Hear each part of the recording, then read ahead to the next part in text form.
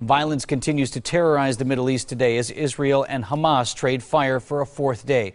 The conflict now is taking a toll here on families in Milwaukee. Jonah Kaplan reports summer is a popular time for travel to the Holy Land.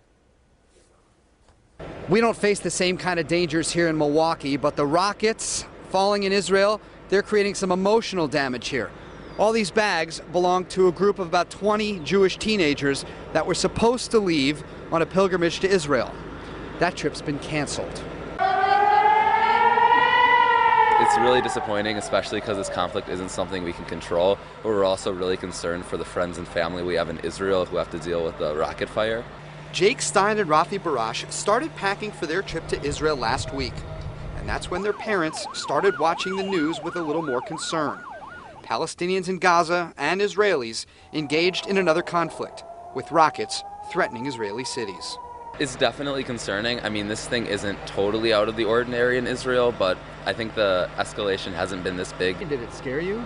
I mean, yeah, but the Israelis are, like they say, like it's not like as bad as it seems, so I kind of trust them. But the situation continues to deteriorate, affecting both Jewish travelers and Muslims. Ala Ishmael and her family canceled their trip to visit the West Bank for Ramadan. Today, Ala and her father can only watch the news and hope.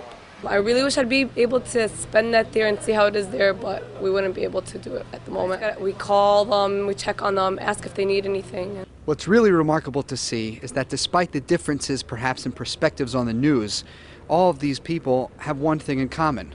They might be physically here in the Midwest, but their hearts and minds are in the Mideast. In Milwaukee, Jonah Kaplan, today's TMJ4. And several travel agencies in the area are planning trips for Christian groups as well, but that's for the fall and spring.